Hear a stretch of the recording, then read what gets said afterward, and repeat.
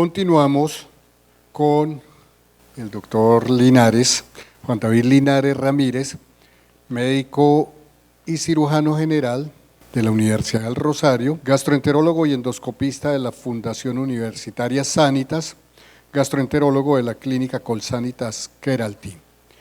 Él nos va a colaborar con la conferencia Enfoque de la diarrea crónica y papel de los simbióticos. Muchas gracias por su asistencia. La verdad que para mí es un placer tener aquí a colegas, médicos generales de esta región, porque no siempre es fácil. Uno, pues primero es la primera vez que vengo aquí a Cúcuta y uno no sabe ni cómo trabajan ni con qué cuentan. Y para mí es también motivo de orgullo tener esta oportunidad de actualización también con mis colegas, y es la oportunidad también de brindar un poquito de conocimiento. Mi charla es un enfoque de la diarrea crónica y papel de los simbióticos. La diarrea crónica generalmente se define como una disminución de la consistencia fecal que dura más de 4 semanas, con más de 3 episodios al día. Pueden haber causas no infecciosas, entre los cuales hay que tener en cuenta una historia clínica completa en los que se registre los medicamentos del paciente. El paciente puede tener síndrome de intestino irritable, puede tener una alta sospecha o puede cursar con una enfermedad inflamatoria intestinal, puede tener también problemas hormonales en relación al hipertiroidismo. Muchas veces no hemos descartado que el paciente tenga una insuficiencia pancreática o que tenga problemas de malabsorción del intestino delgado, por lo cual siempre se requiere una evaluación diagnóstica completa. Cuando no se dispone de un tratamiento definitivo para la diarrea crónica, pues está indicado el tratamiento farmacológico secundario. Pero en relación a la historia, muchas veces los pacientes no son muy acuciosos en saber qué es diarrea. Afortunadamente existe la escala de Bristol, lo cual pues, nos modificó el modo de ver las cosas en la anamnesis del paciente, y en el hecho de tener diarrea crónica puede tener una referencia de una escala de Bristol de deposiciones tipo 5, tipo 6 o tipo 7. Hay muchos algoritmos en relación al estudio de la diarrea crónica. Sin embargo, entonces hay que hacer pruebas de diagnósticos cuando se sospeche de algunas de las entidades que he nombrado anteriormente. Si se dispone el ambiente o la favorabilidad de seguir el paciente, si hay un seguimiento estricto de ese paciente, hay que apoyarnos en estudios diagnósticos y hay que iniciar con unas pruebas de función hepática, determinar que el paciente si tiene si tiene presencia de esteatorea. También se pueden hacer pruebas de inmunohistoquímica fecal, se puede hacer calprotectina en heces, que cada vez se va haciendo más amplio su uso. Hay que descartar si el paciente tiene diarrea, si tiene infección por clostridoides. Y nomás hay que ser muy acucioso en la interpretación de los coproscópicos o de los coprológicos. Ya exámenes pues más específicos como la tomografía computarizada o resonancia magnética, pues hay que evaluar si el paciente se beneficia de esto o no. Porque de todas maneras el sistema de salud también tiene su límite, como lo hemos visto últimamente, y no a todos los pacientes para estudiarle una diarrea pues se le puede hacer un examen tan complejo. Sin embargo, hemos tenido en la calprotectina un muy buen examen diagnóstico en el cual cuando sus concentraciones, por ejemplo, son encima o son mayores, están por encima de 200, tiene una alta sospecha de tener una enfermedad inflamatoria intestinal. Sin embargo, pues bueno, no es tema, pero la calprotectina, incluso de acuerdo al área que tiene bajo la curva, nos puede ayudar a determinar si ese paciente cursa con alguna enfermedad inflamatoria activa o si de todas maneras, si las concentraciones son menores a 50, se puede determinar que el paciente con una adecuada anamnesis llegarse al diagnóstico de un síndrome de intestino irritable. Si el paciente es añoso o ha tenido episodios de dolor abdominal recurrente y uno le puede ordenar una elastasa fecal y se determina que está muy baja para su concentración, es un examen que se interpreta al contrario, de acuerdo al laboratorio, pero si los valores son inferiores a los normales, ese paciente puede tener una insuficiencia pancreática crónica o una enfermedad pancreática crónica. Hay que complementar, sí, pues los estudios con otras pruebas del laboratorio y también hay que hacer una adecuada anamnesis en relación a la historia personal del paciente o historia familiar. Aquellos pacientes que tienen, por ejemplo, enfermedad celíaca, refieren en su historia un patrón hereditario. Somos descendientes de los españoles y muchas veces hemos subdiagnosticado o hemos pasado por error el diagnóstico de una enfermedad celíaca. Entonces hay que determinar el estudio con anticuerpos antitransglutaminasa o anticuerpos antiendomicio. Sin embargo, pues si el paciente aún así le falta, porque todos los exámenes de laboratorio salen negativos, pues ya hay que hacer otros estudios complementarios de laboratorio en relación ya a su investigación de la parte hormonal, y ya viene como tal la aplicación de las pruebas endoscópicas diagnósticas, en la cual se puede realizar una endoscopia o una colonoscopia con toma de biopsias de duodeno, seriadas también a nivel del colon, para tener bien estudiado ese paciente, y en ese caso pues ya el paciente puede ser referido a una especialidad como gastroenterología. No hay que olvidar que la diarrea crónica puede ser explicada por el uso de agentes farmacológicos de venta libre en el mercado.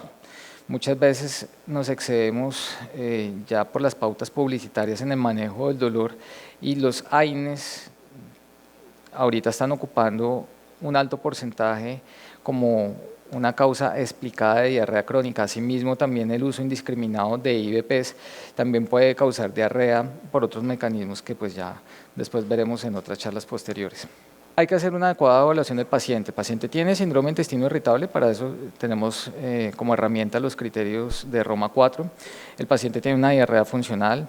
El paciente tiene un antecedente quirúrgico en relación a colecistectomía y tiene una mala absorción de ácidos biliares, lo cual puede explicar una diarrea acuosa o también un comportamiento secretorio.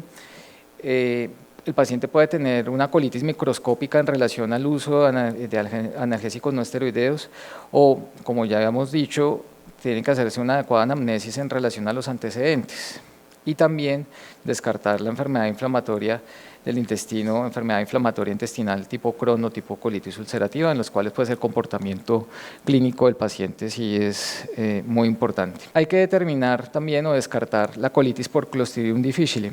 Cada vez abusamos más de los antibióticos. Una otitis, una infección respiratoria aguda, una diarrea, que la gran mayoría se pueden resolver espontáneamente, a todos le estamos aplicando antibiótico, puede ser causa de una diarrea crónica, y dejamos de pensar en el Clostridium como uno de estos microorganismos que puede perpetuar este cuadro clínico. Se debe descartar en el paciente que tiene diarrea infección por Clostridium.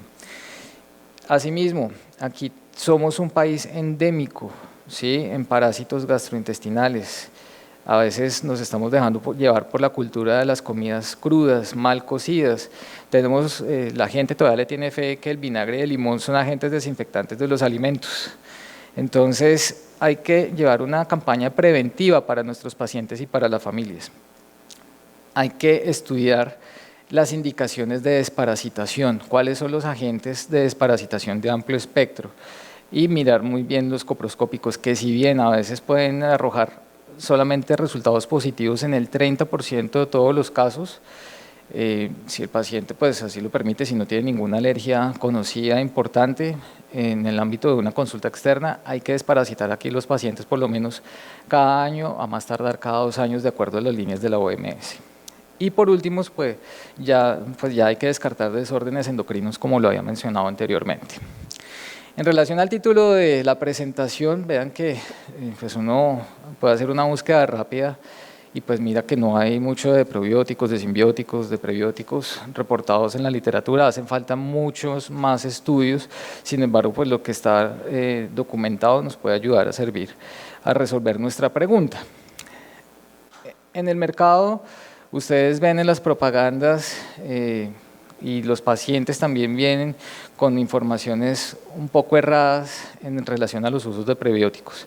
viene el familiar del paciente, estuvo en Estados Unidos, entonces se trabajó unos probióticos muy buenos, y a todo lo que uno ve, las tiendas naturistas, tiendas alternativas, tiendas fit, todo tiene prebióticos o tiene probióticos, pero ni siquiera sabemos cuáles son los mejores, ni cómo se ha determinado qué tipo de probióticos son los que pues, se sugeriría utilizar y cuáles pueden generar bienestar gastrointestinal.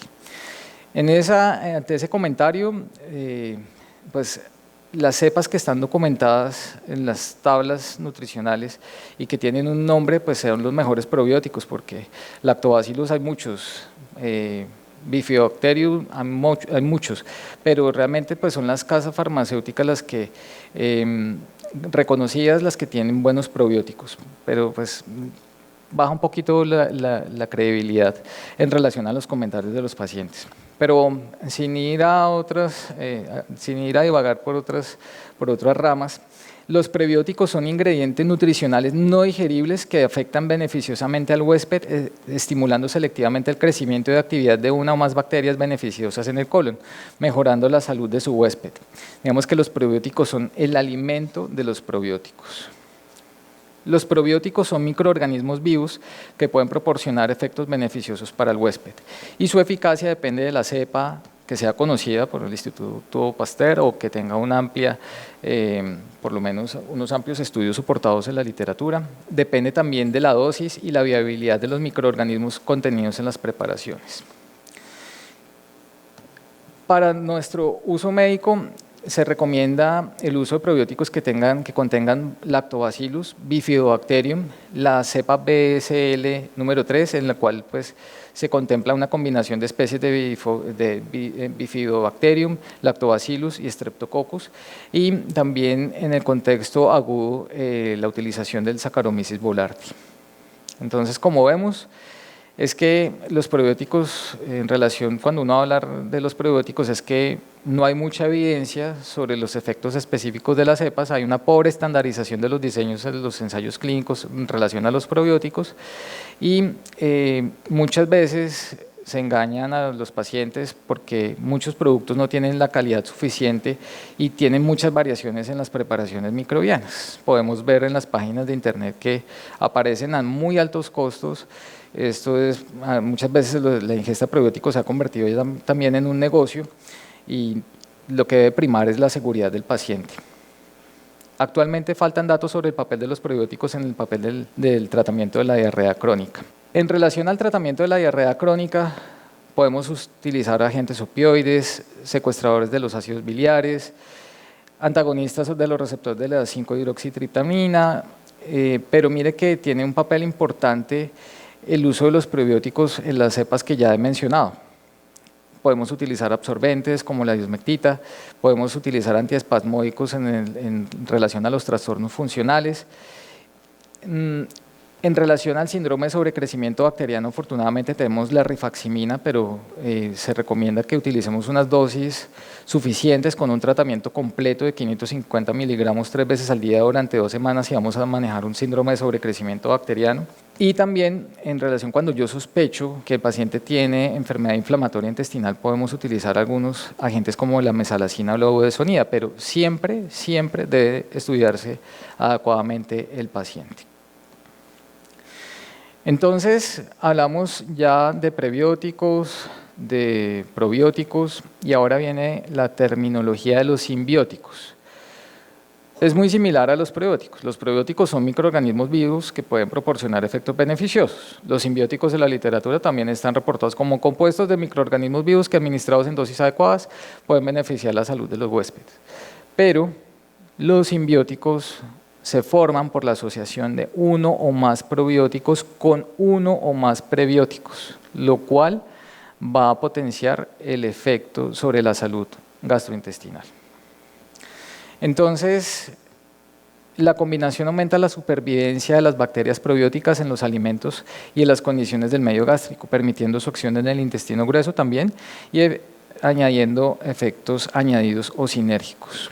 El uso de los cultivos probióticos excluye microorganismos potencialmente patógenos cuyo crecimiento se inhibe por la producción de ácidos orgánicos como el lactato, el propionato, el butirato y acetato, y también puede potenciar los mecanismos de defensa naturales. Entonces, si yo utilizo un simbiótico, ¿qué puedo esperar? Que haya una competencia bacteriana dentro del intestino. Y las bacterias, los probióticos, los simbióticos pueden tomar un efecto, un mecanismo denominado exclusión competitiva, y las cepas que uno está introduciendo en el paciente de forma controlada influyen beneficiosamente en estos casos con microorganismos con Bifidobacterium, Lactobacillus rhamnosus, Saccharomyces boulardii y Lactobacillus plantarum, según la evidencia. El uso de simbióticos optimiza el sistema inmunológico intestinal, promueve el control de la flora, disminuye la incidencia de infección de otros agentes enteropatógenos, por lo que los probióticos aumentan la cantidad de linfocitos en el sistema gastrointestinal, aumentan la cantidad de citoquinas circulantes y también estimulan la fagocitosis. Los probióticos, a su vez, que es la comida de los probióticos, aumentan la liberación de altos niveles de ácido láctico y en consecuencia promueven la reducción del pH colónico, con lo cual hay crecimiento de bacterias que promueven el bienestar gastrointestinal. Entonces, se ha visto que los pacientes tienen un efecto sinérgico aliviando los síntomas de absorción deficiente, por ejemplo en los pacientes que tienen pancreatitis crónica, entre los cuales también se describen que hay mejor absorción del calcio, del magnesio y del hierro. Los simbióticos aumentan la absorción porque aumenta la disponibilidad del calcio, lo cual aumenta la difusión activa y pasiva a través de la barrera gastrointestinal. También aumenta la absorción del hierro en el borde del cepillo del enterocito.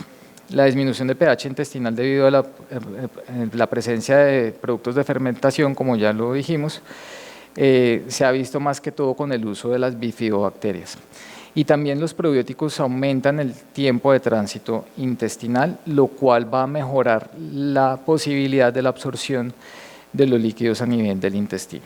Entonces, los simbióticos también pueden prevenir la adhesión de bacterias patógenas a la mucosa intestinal, y la porción prebiótica a través de los fructooligosacáridos aumentan el crecimiento de las bifidobacterias, lo cual le ayuda a mantener el equilibrio de la microbiota intestinal. ¿Cuál es la dosis ideal?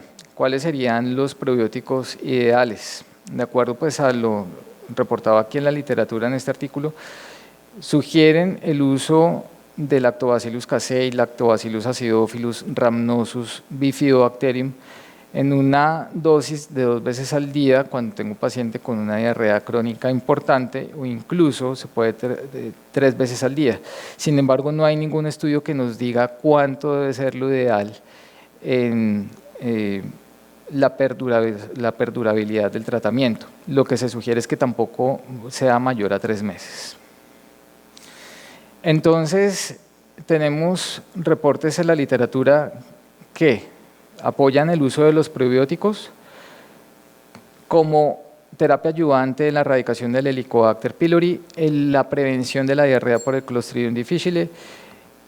También los probióticos ayudan en la digestión y ayudan en el manejo de los pacientes intolerantes a la lactosa o el estreñimiento. También puede incrementar la inmunidad de los pacientes, de acuerdo pues, a la cepa que se utilice. Puede aumentar la disponibilidad de lactasa, por lo cual también mejora la tolerancia de los pacientes a la lactosa.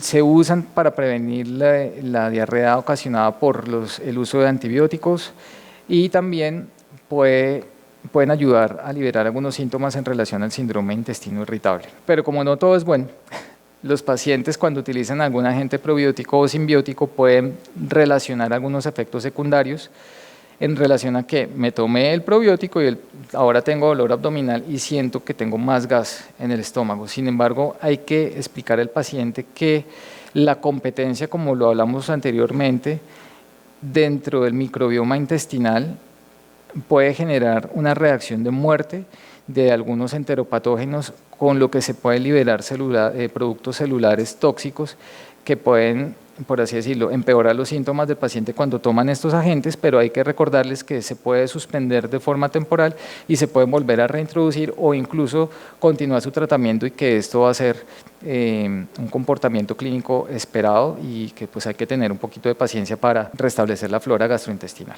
Por último, los invito a consultar este documento de la WHO en el cual habla de probióticos y prebióticos, y también en las referencias pues que ya les había presentado a lo largo de la charla, para que aumenten un poquito el conocimiento del uso de estos agentes y con eso podamos tener un buen tratamiento y favorecer el bienestar gastrointestinal de los pacientes. Muchas gracias.